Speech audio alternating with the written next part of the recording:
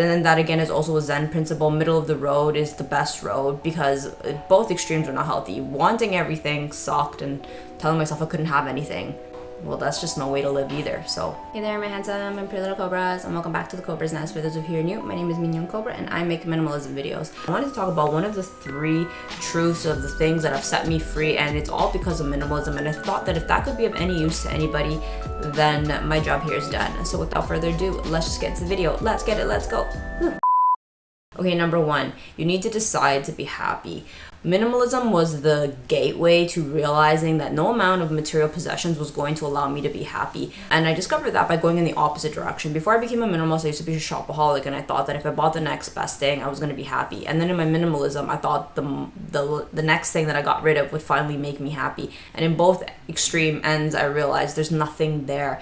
And upon that, I realized, oh, it's actually not the material stuff that's the source of my happiness. Happiness is just an internal thing. If I think I'm happy or I choose to be happy, I'm happy. And obviously there's certain life conditions out there. I'm not telling you or anybody that they need to be happy in miserable conditions. That is totally not my point. I'm just saying for myself personally, I kind of made that shift away from thinking a material possession was going to make me happier or less happy, but realizing that like I need to do that internal work, and I need to make that decision and work hard to be actually emotionally fulfilled and happy on my own, and not depend on material possessions to give me that. Okay, number 2, less stuff, not less desire. And for me, I think that that's just like my own personal journey. I'm not telling anybody else how to live their own minimalism, and it's actually not having less desire, because that also took me in a terrible direction. But it's controlling the desire that has been the thing that has like set me free the most. I still honor my wants. I'm only human, and I'm only going to be alive for a certain period of time. I think that we deserve to enjoy life and deserve to enjoy life's, material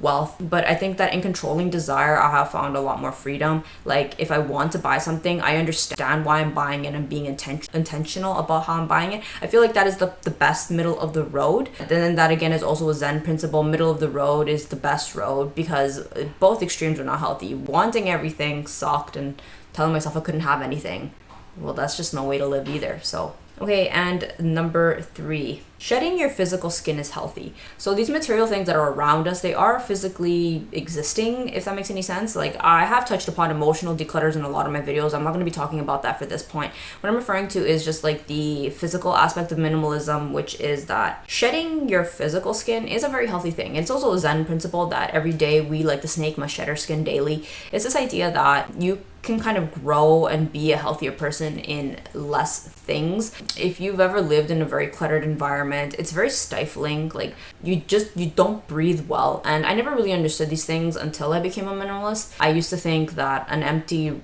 white room was rather psychotic. You could want that. More is more. That was my mantra. I just want more.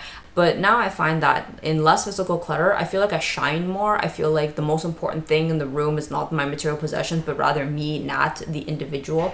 So I think that from a mental health perspective, shedding your physical skin in the form of decluttering can be quite freeing, and try if it's something that you have not tried yet in your minimalism journey. So I hope that you enjoyed this video where I did not bash on minimalism for once, and I will see you guys in the next one. Thanks for watching. Bye.